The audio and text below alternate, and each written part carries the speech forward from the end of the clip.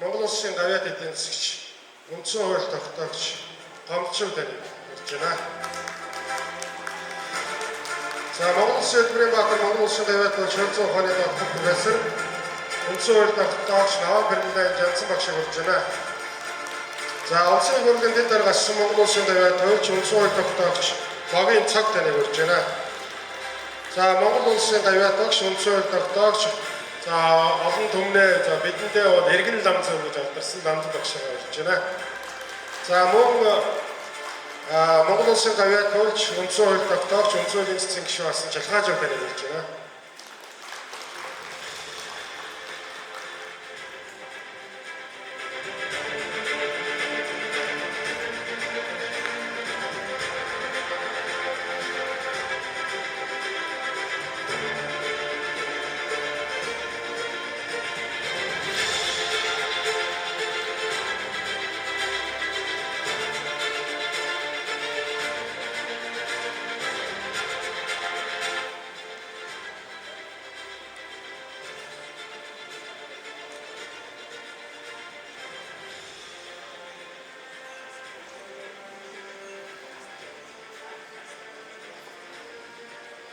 Нэг. За.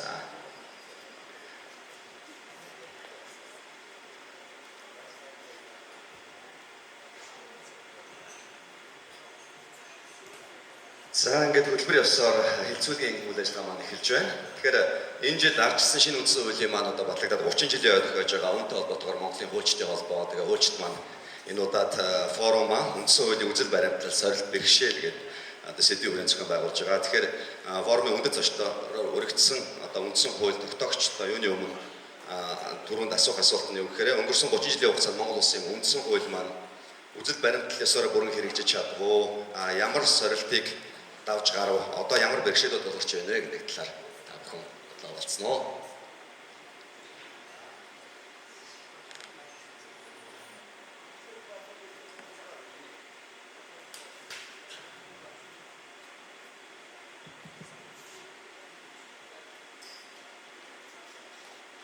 Өнөөдөр та бүхэнтэй уулзаж үг хэлэх болсон би баяртай байна.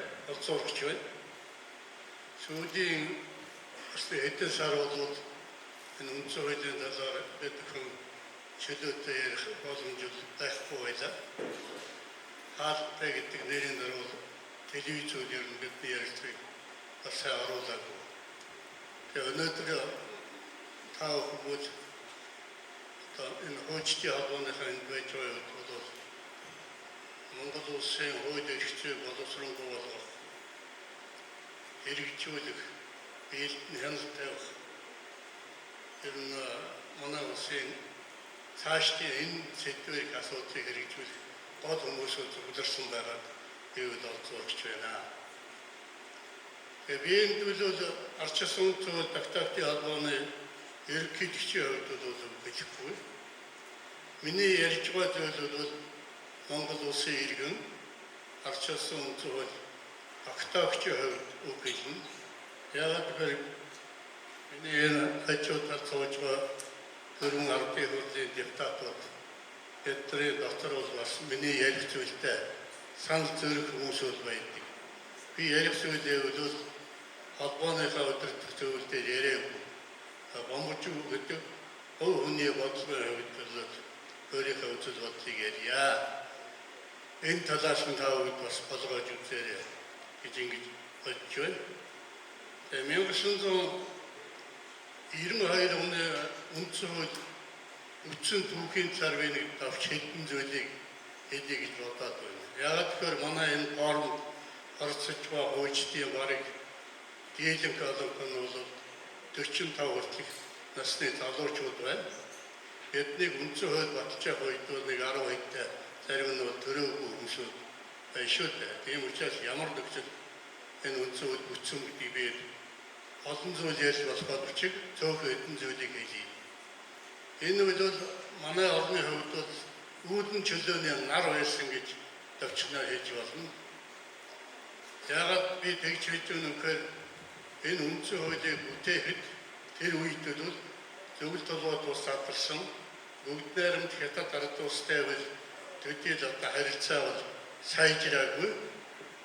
Тэр засгийнхаа одоо өдөж тогтцоогүй бие дааж их агчгүй боломж бол энэ үед олдсон байсан. Тийм учраас 1990 оны 5 дугаар сарын 10-ны өдөр Ардын хурлын депутатуудын 11-р чуулганы хуралдаанд болж хоёр үндсэн асуудлыг хэлсэн. Нэгдүгээр төрийн бүтэц зохион байгуулалтыг цоо шинээр өөрчлөх тухай, хоёрдугаарт нь улс төрийн намуудын тухай. Нэгдүгээр асуудлаар бол үндсэн хуулийн нэмэлтийн тухай хуулийг гаргасан.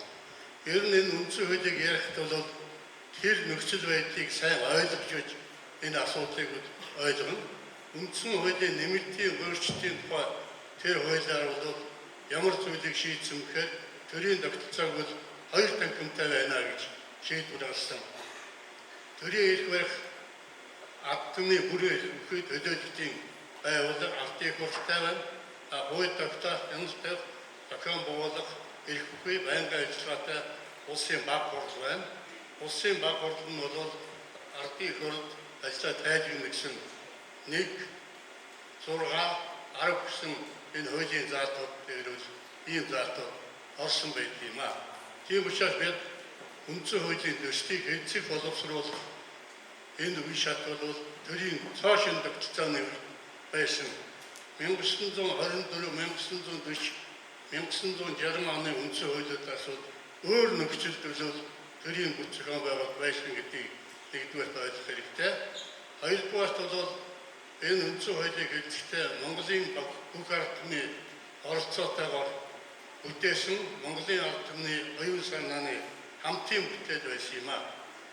91 оны 6 сарын 10-наас эхлээд 9 сарын 1 хүртэл 3 сарын турш бүх ард түмнээр хэлцүүлсэн. Тэр үеийн ардын хурд бол 430 проекттай сум бүрийн төлөөлөлтөд ардын хурд байсан учраас ард түмнээр өргөн хэцүүлэх ийм боломжийг хангасан. Дундуур нь бол 6 бүсэд ардын хурдын даргын захирамжаар энэ өсчсөн зөвлөгөөнүүдийг хийсэн. Тэр зөвлөгөөнийг яасан. Ийм учраас бол Монголын ард түмэн орцож одоо хийсэн ийм үтэл байгаа. Энд цаг байхгүй учраас би ингээд энэ хоёр зүйлийг дуртай хэлчихье. Ийм учраас бол ер нь үндсэн хуулинд нэмэлт өөрчлөлт оруулах. Шинээр үндсэн хууль хийхдээ бол 1992 оны үндсэн хуулийг бүтээх тэр түүхэн нөхцөл, гадаад нөхцөл ямар байсан гэдгийг бодож байж хийх ёстой юм байна. 2019 онд үндсэн хуулийн зарим хэсгүүдээр хийсэн нэмэлт өөрчлөлт бол улс төрийн дээд түвшний хүмүүсийн хувь удааны үндсэн дээр хийсэн гэдгийг би одоо амьд гэрчийн хувьд бол мэдчих юм байна. Энийг эхлээд авчихъя. За манай ах бол энэ ярилцлаганд орж байгаа одоо үзэж байгаа хүмүүс маань энэ тайванд байгаа улсууд маань үндсэн хуулийн ихцэн хичээл үздсэн нөгөө мэргэжлийн хуульчид байгаа учраас бид одоо яг сорилт шийдэл гэдэг юу вэ гэдгийг их сонсч одоо сонирхож байгаа болов уу. Тэгээд Жансан багш ярих.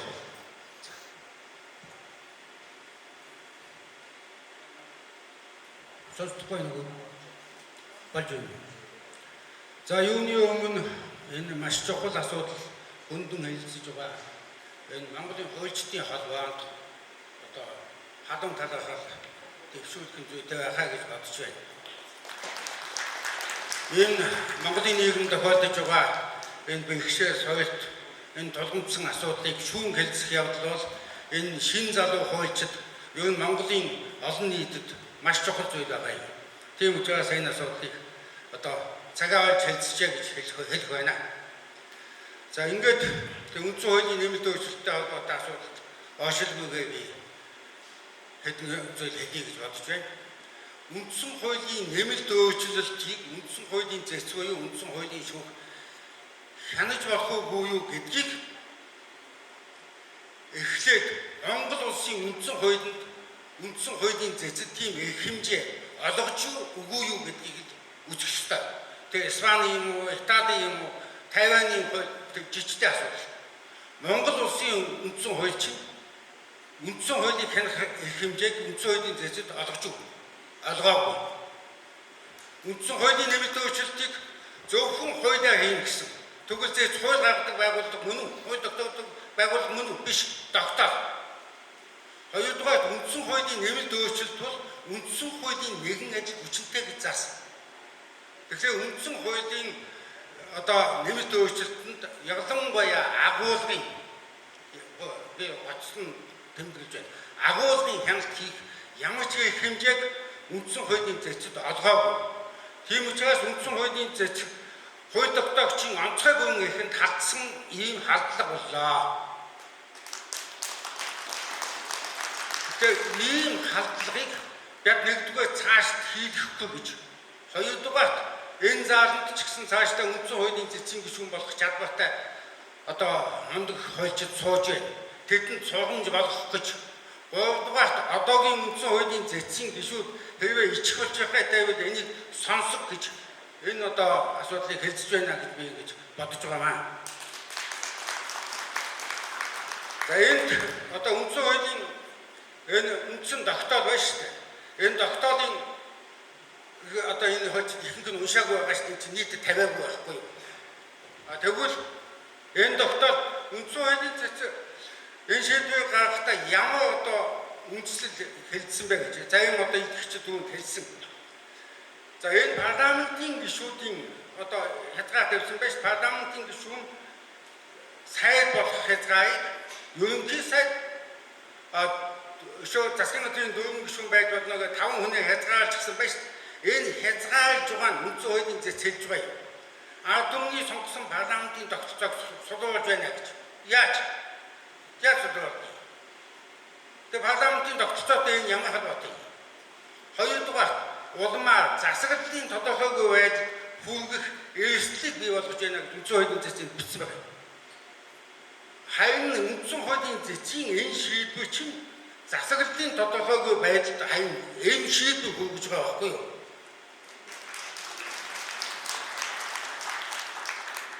Тэгээд үндсэн хуулийн зэцийн тогтоол 8 сарын 15-нд их судлалын хуулдааны шийдвэр батлагдангууд ерөөсөө Монгол даяар ингээд хуульчдын давалгаа үүссэн. Энэ ерөөсөө юу болж байна вэ? Үндсэн хуулинд яагаад зөвхөн хуульчдын сэхэтнүүдийн донд маш том давалгаа үүссэн. Ингээд улсын их хурлууд энийг мэдэрсэн. За энэ чи ерөөсөө болохоо байлаа. Үндсэн хуулийн зэцийн тогтоолын дагуу засгийн газрыг үтцийг өөрчлөх юм бол ерөөсөө мөнгөд үндсэн хууль төссөн засгийн газартай болох юм байна гэдгийг мэдэнгүүтээ үндсэн хуулийн эрх хэмжээг ерөөсөө 9 хоногийн дараа 8 сарын 25-нд өөрсдөө нэмэлт өөрчлөлтийн хууль гаргаад баталсан. Үндсэн хуулийн их судлалын хуулдааны тогтоол ерөөсөө 9 хоногийн настай. 9 хоногтой ч юу ч хэрэгжүүлээгүй. Тэгэхээр энэ бол үндсэн хуулийн зэцийн түүхэнд маш үнэтэй түүх болж үлдэж байгаа байхгүй юу? Үндсэн хууль зэцсэн шийдвэр гаргасан. Түүнийг хэрэгжиж болохгүй гэдгийг улсын их хурл өөрөө мэдсэн. Уг нь захиалсан шүү дээ тэднүүд. Бид энэ дэмий юм захиалж гэдгийг ойлгосон. Тэгээд өөрсдөө үндсэн хуулийн нэмэлт өөрчлөлтийг хийлээ. Тэгэхдээ энэ үндсэн хуулийн нэмэлт өөрчлөлтийг үндсэн хуулийн улсын их хурл хийхдээ ерөөсөө 8 хоног бэлдсэн. Тэгээ үндсэн хуулийн зэцийн нөгөө хууль бус шийдвэрийг дөөлөд шууд энэ засгийн газрын гишүүд улсын их хурлын гишүүн засгийн газрын гишүүн болох хязгаарлалтыг аваа хийчих юм. Тэгэнгүүт жинхэнэ тогтцооны байдал аюулж ирчих юм. Нөгөө үндсэн хууль засаглал хууль тогтоох гүйцэтгэх засаглалын онол хаацсан нөгөө Монтескогийн онол хаацсан ерөөсөө ингээд улсын их хурлын бүх гишүүн үндсэн хуулийн засгийн газрын гишүүн буюу сайд байж болох тийм нөхцөл байдал үүсгэсэн байхгүй юу? Тэгэхээр яаж ингэж үндсэн хуулийн үндсэн хууль улсын засгийн газар 40 сайттай байж болох нь шүү дээ. Яагаад 40 яамтай байхгүй гэж та нар бодож байгаа. Энэ чинь яамгүй сайдууд гэдэг үндсэн хууль байхгүй томьёолд бий болгосон байхгүй юу? Тэгээд замын төвчөө айддаг сайд, олимпийн сайд ингээд дандаа их хурлын гишүүдийг аваач тавьсан. Тэгэхээр одоо нэгэнд ингэ тавьж болж байгаа юм чинь удахгүй ковид хэсэг сайд, гэмтэлтэй тэмцэх сайд, бомбын асуудал ихэлсэн сайд тавьж болох юм байна шүү дээ. Тэгвэл хэдэн цаг энэ сайд тавих хязгаар байх. Тэгээ өнөө гүйцэтгэх засаглал, хууль тогтоох засаглалын нөгөө ялгаа заа бүр яг энэ заалтаас болоод алга болсон. Тэгэхээр энэ үндсэн хууль үнэхтэй заалтууд заавал ийм хоттой үр дагаврыг бий болгож байгаа юм. Тэгээд засаглал хууль ангыг энд устгаж байгаа юм. Тэгэхээр ийм одоо ийм хөнөөлтөй зүйл хийсэн энэ бол уг нь үндсэн хуулийн зэцэн гишүүд бүгд нь ойлгох өгсөн гэж би асуусан өгсөн гэж байна. За тэгэд суух хуулийг ичиж байгаа. Улсын хуулийн гишүүд яагаад суугаагүй?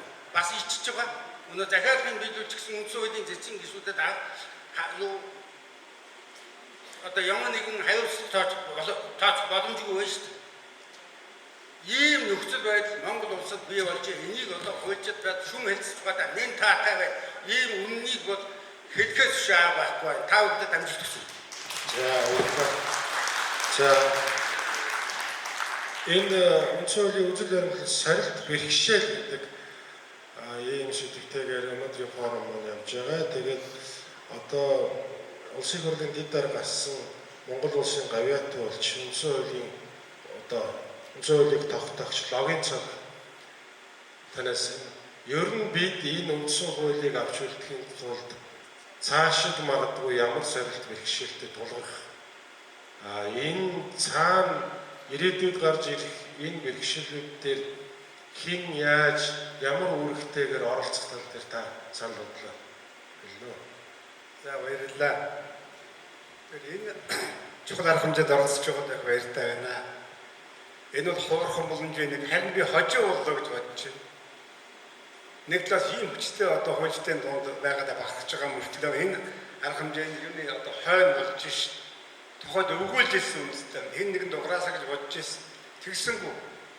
Одоо үндсэн хууль бидний хийж эхлээд 32 жил үндсэн хууль сүүлийн үндсэн хууль батлаад одоо 30 жилийн дараа Монголын үндсэн хууль 3 удаа хууль усаар халтлаа ш. Тэгээ энийг яах нь асууж байгаа асуулт. Энийг одоо хамгийн түрүүнд одоо хамгаалах, хянах, чагтлах хэрэгтэй юм бол цэс өөрөө байсан. Цэс харин энд оролцоодыг нураагаад эхэлж ш. Энэ утгаар нь цэцийг бидний одоо үндсэн хуулийн холгаач гэж хэлэх бэлэн байгаа. Гол дөрөв хин хэлсэн ш. Минь сайхан доктор хэллээ. Хоёрдугаар их хурл өөрөө байх хэрэгтэй байсан. Тэгж чадсангүй. Тэгэхээр одоо арга авалсандаа 1992 оны үндсэн хууль баталсан үндсэн хууль тогтоогчдын холбооных нь одоо цуглаж ярьсан хүн байхгүй. 430 хүн байсан өнөөдөр талан борхон болсон. Талан бараг цуглаад сөмөөрөө одоо бараг босын дугуйрын хэвтийн үлсий гэж ингэж ярьсан. Тийм боломж муутай байсан. Гэхдээ би тэрийг таавахнаас дуулгамаар байна шүү.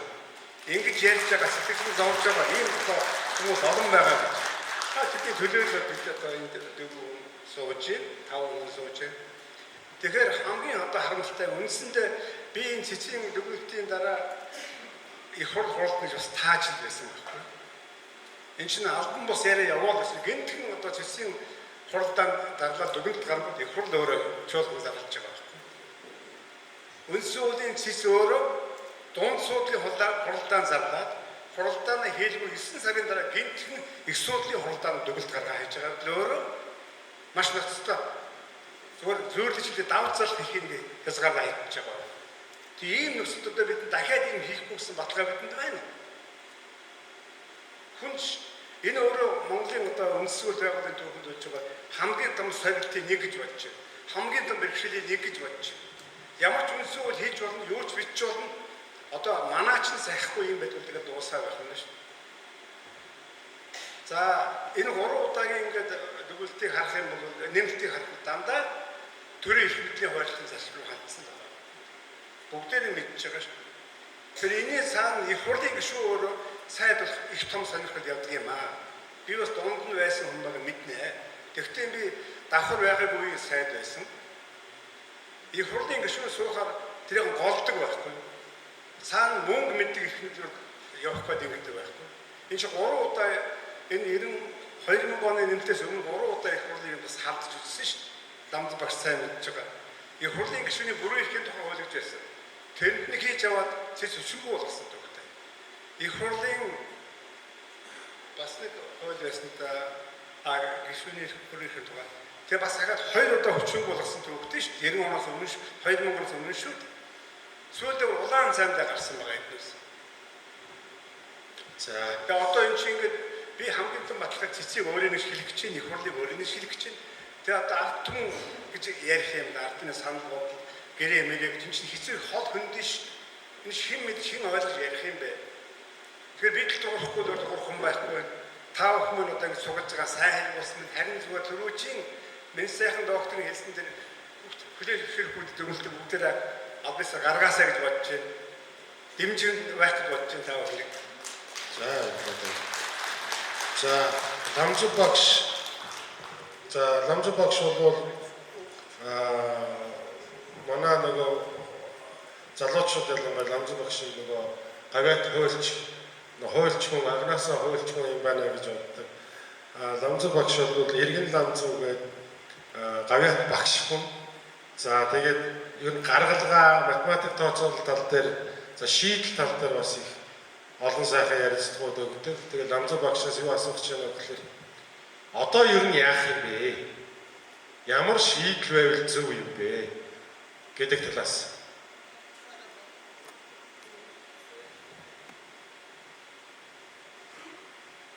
За хуучин чуулганд өрсөй баярлалаа би хууч бишээ математикийн багш. Би энэ хурлыг хэлэхэд энэ хурл хинээс санхүүжж байгаа бол гэж мэдх юмсан гэж бодож байлаа. Тэгвэл завсарганаар цай ууж байсан чинь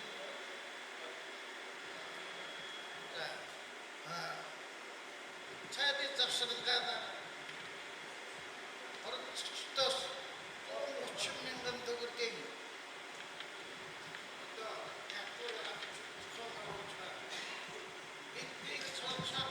За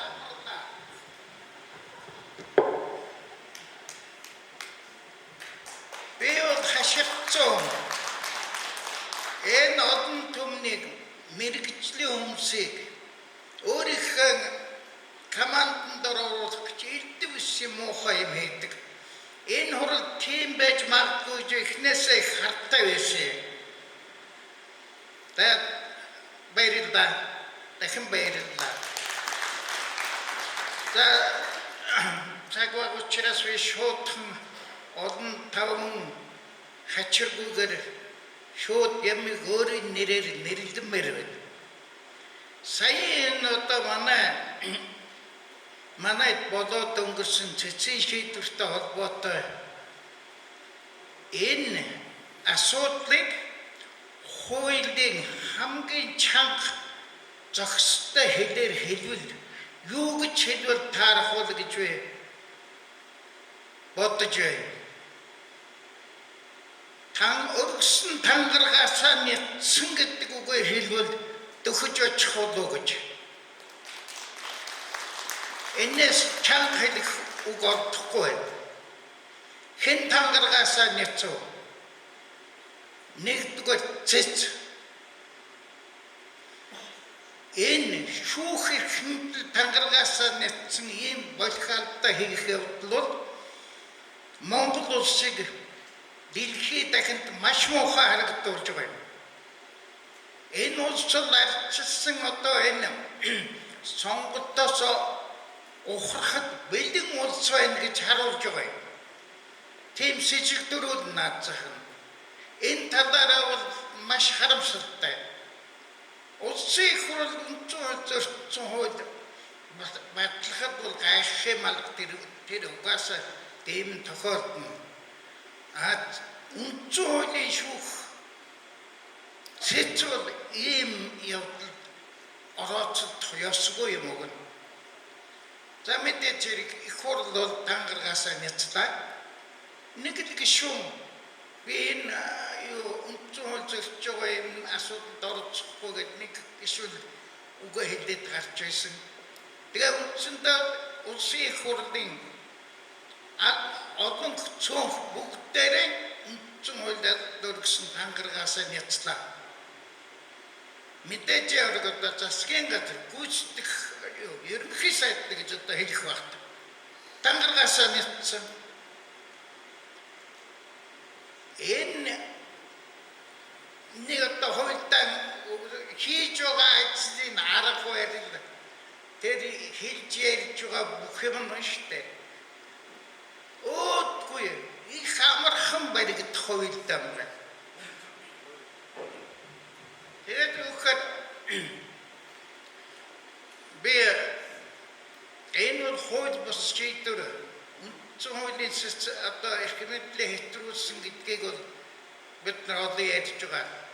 Тэгвэл энэ сардан туяаг шүүн маш туршлагатай доктор одоо хэд хэдэн удаа суусан их туршлагатай доктор. Тэгвэл тэнд нэг сардан туяаг шүүн үндсэн хуулийн нэмэлт өөрчлөлтийг тэр бусад гэдгийн дотор оруулж байгаа цэц хянаж бодно гэсэн санааг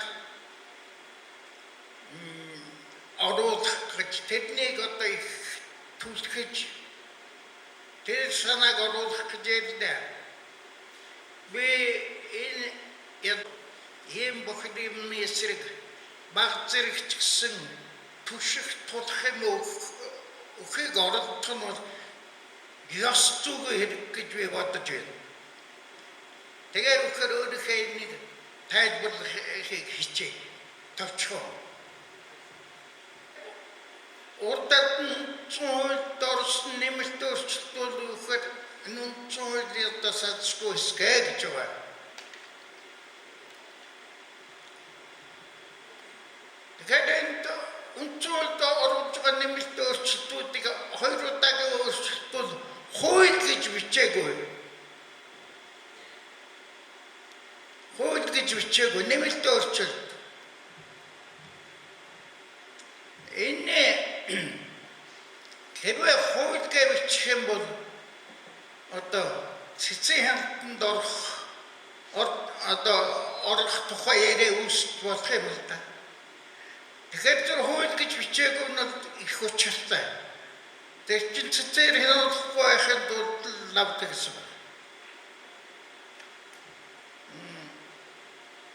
Тэгэхээр энэ дүүхээр нөгөө хятадын одоо өдөртгүүдийн зүгээс хэлдэг штэ. Маавг буруутгахгүй тухай. Маавгийн зөв хийсэн зүйл нь буруу хийснээс их ямаа гэдэг шиг. Энэ дээр үчилэх гэж нөхөр энэ өөрөөр хэлбэл нэмэлт өөрчлөлт гэдэг бол тэрний хууль хэлбэрээр томьёолно. Эсвэл одоо бусад гэдэг рүү орно гэдэг байдлаар хэлж байгаа бол арай үндэс муутай гэж бодож байна.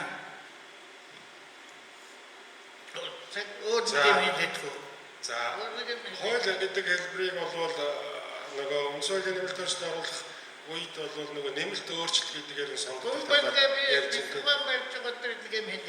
За. Тэгэхээр одоо тэр үндсэн нэмэлт өөрчлөлт оруулах тухай юу ч одоо нэг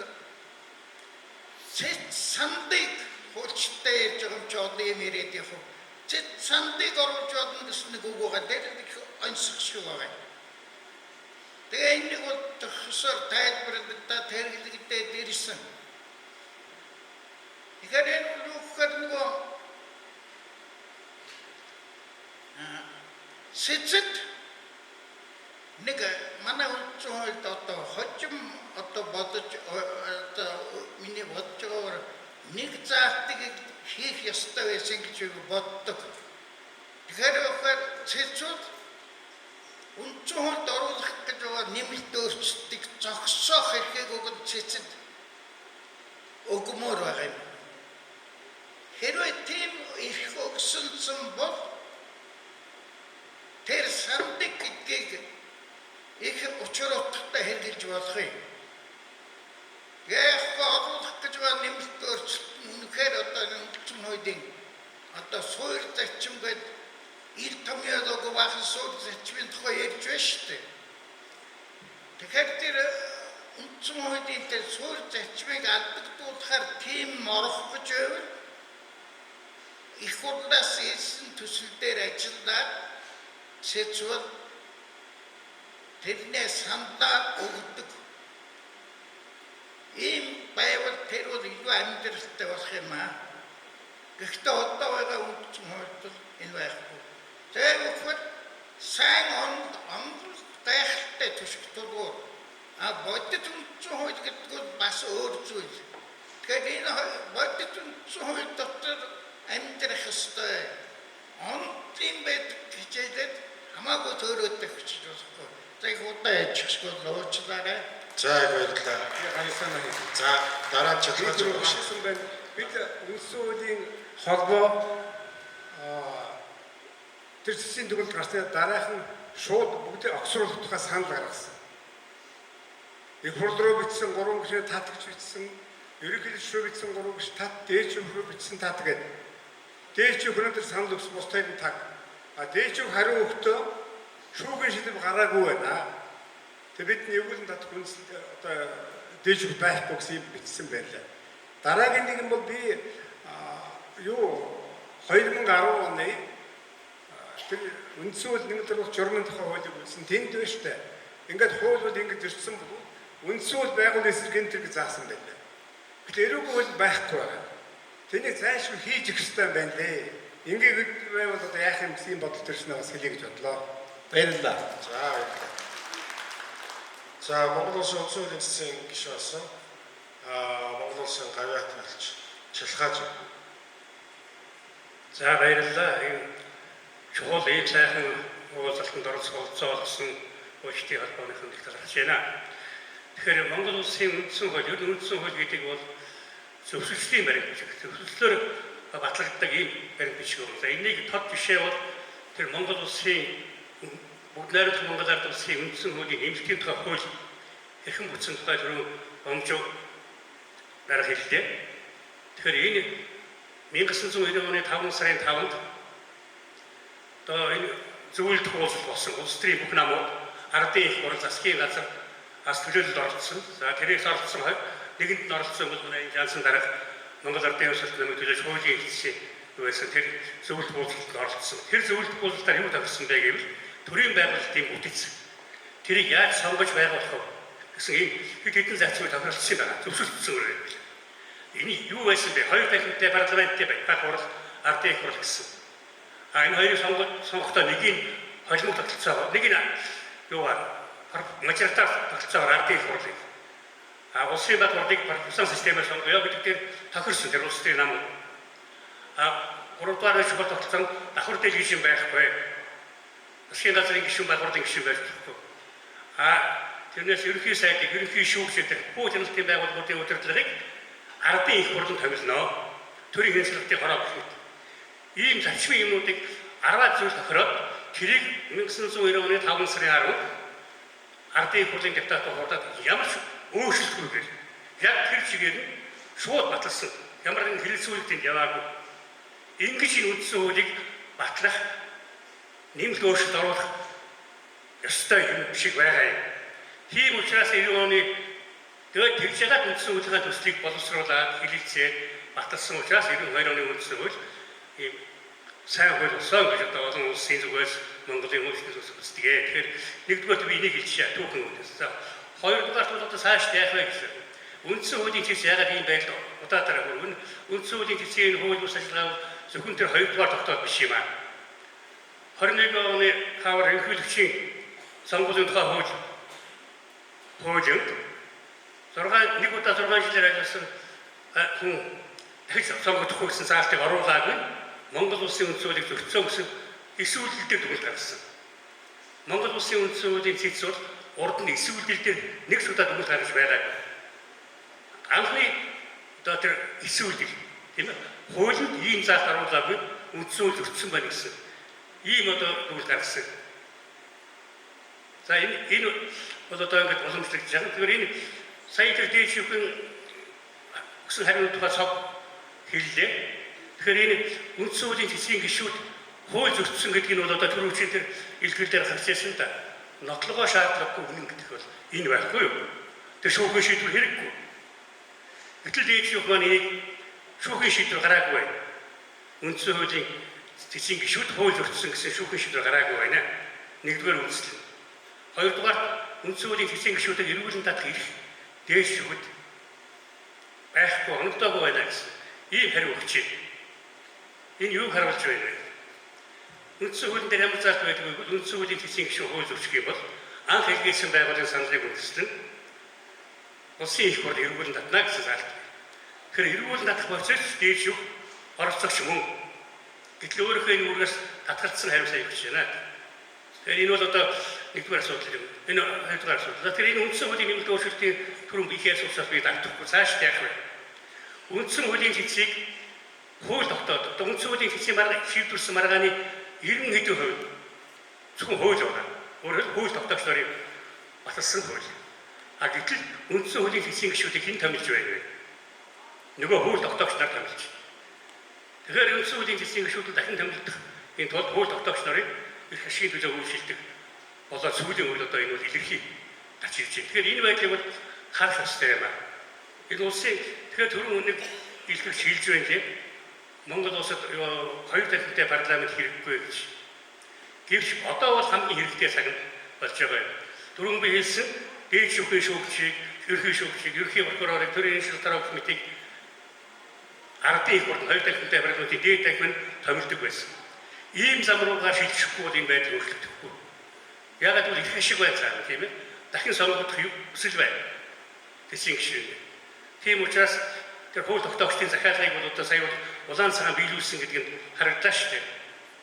Тэр цэцгийн шийдвэр гаргаж ямар хурдан шалангаа хизээш цэцгийн шийдвэрт улсын их хурл хандаж байгаагүйгаараа сая хандлаа. Тэгэхээр энэ байдлыг харах хэрэгтэй. Тэгэхээр 2 танхимтай парламенттай болох ёстой. А тэгжээж энэ цэцгийн томилгоог бол тэр дээд танхим хууль тогтоогч биш. Тэр дээд танхим мартны төлөөллөөс цэцгийн гишүүдийг томилдог сондог энэ байдлыг шилжихгүй бол энэ үндсэн хуулийн баталгаа болж чадахгүй болжээ. За олон юм хэлмээр байна. Ингээд та бүхний алтан цагаас аваад яхаа баярлалаа.